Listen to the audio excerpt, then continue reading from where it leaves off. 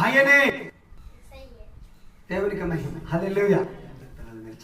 యుద్ధము నేర్పువాడు ఎవరంట? యేసయ్య నేర్పుతాడు మనకి యుద్ధం. ఎవరెవరితో దెబ్బడాలో కూడా నేర్పుతాడు, ఎవరెవరితో పోట్లాడాలో కూడా నేర్పుతాడు. ఓకే అంటే పోట్లాడమంటే అన్నదమ్ముల మీద అమ్మ నాన్నల మీద కాదు నాన్న, పక్కింటి వారి మీద కాదు. దేవుడు మన పక్షమున యుద్ధం చేయడానికి ఆయన సిద్ధంగా ఉన్నారు. ఉదాహరణకు పాత నిబంధన గ్రంథంలో ఎర్ర సముద్రం మనుషులు చేయగలరు, పైన చేయగలరా? ఎవరు చేయగలది? దేవుడు చేసే కొన్ని ఉంటాయి, మనం చేసే కొన్ని ఉంటాయి. అదే నేను రెండు విధాలుగా మీకు చెప్తున్నాను. నేను ఇప్పుడు దేవుడు చేసేది, ఇప్పుడు ఎర్ర సముద్రం ఎదురొచ్చేది మనుషుల వల్ల కాదది. ఏం చేయాలప్పుడు? దేవుని పాదాలు పట్టుకోవాలి, దేవుడే దాన్ని చేయగలుగుతాడు. కొన్ని మనం చేసే పనులు కూడా ఏమంటామంటే, దేవా నీవే చేయాలి, దేవా నీవే చేయాలంటూ ఉంటాం. అంటే ఉదాహరణకి మనం ఏ పని నేర్పించిన పిల్లలకి మొట్టమొదట మనం నేర్పిస్తాం, తర్వాత వాళ్ళని చేయండి మీరు అంటాం, అంతేనా? లేకపోతే ఎప్పుడు మనమే చేస్తా ఉంటామా? మన దేవుడు కూడా అలాంటి వాడు కాదు, మనకు నేర్పిస్తాడు, మనం చేయమంటాడు. ఆయన యుద్ధం చేశాడు 2000 సంవత్సరాల క్రితం భూలోకానికి వచ్చి ఒక యుద్ధ పోరాటానికి వచ్చాడు. ఏ యుద్ధ పోరాటం అంటే అపవాదిని జయించడానికి వచ్చాడు.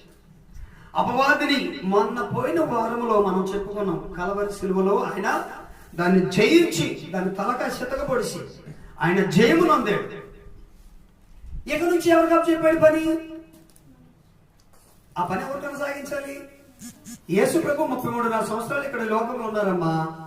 ఆయన 33.5 సంవత్సరాల లోకంలో ఉండి ఆయన మరణించి తిరిగి లేచి ఆరోహణమై వెళ్ళిపోయారు. ఇప్పుడు ఆ పని ఎవరు చేయాలి? ఎవరు? మనందరం ఎవరు? ఆయన బిడ్డలమే కదా, ఆయన కుమార్తెలము కుమారులు మనం. ఆ పని ఎవరు చేయాలి? మిగతా పని నేర్పించడా లేదా ప్రభు? నువ్వు ఎలా చేయాలి, యుద్ధం ఎలా చేయాలని నేర్పించాడు మనకి.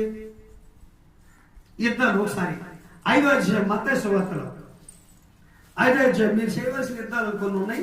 ఆ యుద్ధాలు మనం ఎలా చేయాలనేది ప్రభు మనకు నేర్పిస్తున్నారు.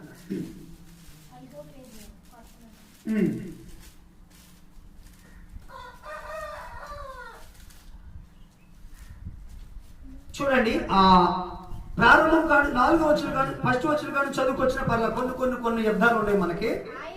ఆయన ఆ జన సమూహము చూసి కొండ ఎక్కి కూర్చుండగా వచ్చిరి. అప్పుడు ఆయన నోరు తెరిచి ఇలాగ బోధింపును ఆరంభించాడు. ఆత్మ విషయమై ధన్యులు. చాలు. యుద్ధం ఏటితో మనం చేసేది? ఆత్మ విషయమై దీనులుగా ఉండాలంట.